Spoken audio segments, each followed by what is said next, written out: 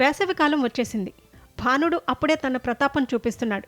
ఇక సమ్మర్ వచ్చిందంటే చిన్న పెద్ద తేడా లేకుండా మనసు ఐస్ క్రీం వైపు లాగుతుంది. మధ్యాహ్నం వేళ వేసవి తాపం నుంచి ఉపశమనం పొందటానికి ఐస్ క్రీం తినాలనుకుంటారు. అయితే చల్లని ఐస్ క్రీం ఆస్వాదించిన నిమిషాల వ్యవధిలోనే చాలా మందికి తీవ్రమైన దాహం వేస్తుంది. వెంటనే గ్లాసుడి నీళ్లు గటగటా తాగేస్తూ ఉంటారు. కానీ ఇలా చేయటం ఆరోగ్యానికి ఏమాత్రం మంచిది కాదని వైద్య నిపుణులు హెచ్చరిస్తున్నారు. అసలు ఐస్ క్రీం తిన్న వెంటనే నీళ్లు ఎందుకు తాగాలనిపిస్తుంది అని ఆలోచిస్తే ఐస్ క్రీంలో చక్కెర మరియు సోడియం అధికంగా ఉంటాయి. ఇవి రక్తంలో కలిసినప్పుడు కణాలలోని నీటిని పీల్చుకుంటాయి. ఈ క్రమంలో కాలేయం FGF21 అనే హార్మోన్ను విడుదల చేస్తుంది.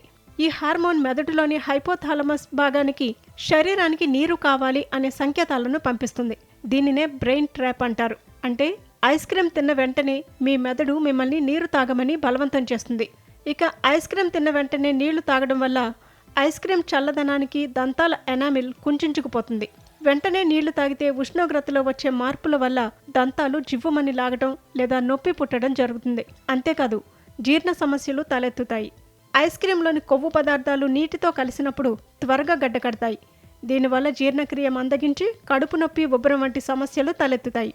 శరీర అంతర్గత ఉష్ణోగ్రతలో అకస్మాత్తుగా వచ్చే మార్పు వల్ల గొంతు నొప్పి, వాపు, జలుబు వంటి శ్వాసకోశ సమస్యలు వచ్చే ప్రమాదం ఉంది. అందుకే ఐస్ క్రీం తిన్న తర్వాత కనీసం 15 నుంచి 20 నిమిషాల వరకు నీళ్లు తాగకుండా ఉండటం ఉత్తమం అంటున్నారు నిపుణులు.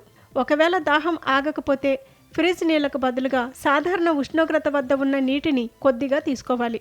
ఐస్ క్రీం తిన్న తర్వాత నోటిని కేవలం పుక్కిలించడం వల్ల దంతాల సమస్యలను కొంతవరకు నివారించవచ్చు. ఏది ఏమైనా ఐస్ క్రీం తిన్న వెంటనే దాహం వేసినా కొంత సమయం వరకు నీళ్లు తాగకపోవడమే మంచిది అంటున్నారు నిపుణులు.